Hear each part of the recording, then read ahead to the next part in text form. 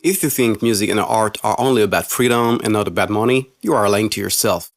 We tend to forget that, historically, art has always been both. Yes, it has been about expression, about showing a piece of the soul, but it has also been about exchange, about transaction. We got stuck with that romantic dream of the 19th century that art should touch the divine, free us, express emotions. That is only a part of history, not the historical truth. Context is everything. The artist is just a human being who creates. Sometimes for money, sometimes for something else. But look at what we have seen this year. DJs and artists playing for Boiler Room, at Sonar, and across dozens of festivals owned by Superstrucks bought by private equity giant KKR in 2024. Superstrucks run more than 80 festivals across Europe and Australia, from Zigged and Wacken to Field Day, Mighty Hoopla and beyond. KKR does not just invest in culture. They put money into pipelines opposed by indigenous nations in North America and businesses linked to occupation and conflict in the Middle East. This is the reality behind the lights, behind the stages. Capital using culture as superstructure, a spectacle that hides the violent infrastructure of war, occupation and profit.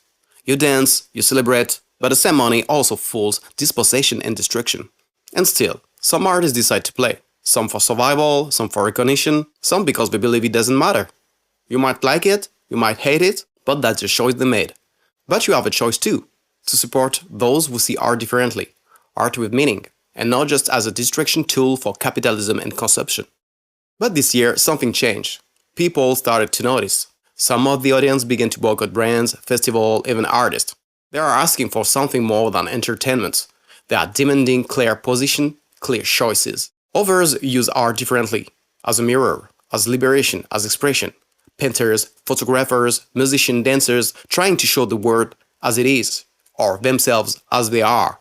In the end, art is like love. It depends on context. Sometimes you want to be alone, sometimes you don't. Sometimes you feel good, sometimes you don't. It is what is inside you that makes you give art its dimension. It can be just about money, entertainment, temporary pleasure, or something that rises above reason. Something that touches the unspeakable. Like a poem. The writers know what they wrote, but the readers feel something else. Or a song. Two people can listen to the same track and feel two different words. So maybe that's the point. To accept that art is not absolute. That the artist is not almighty. That art can be, at the same time, an instrument of oppression and an instrument of liberation.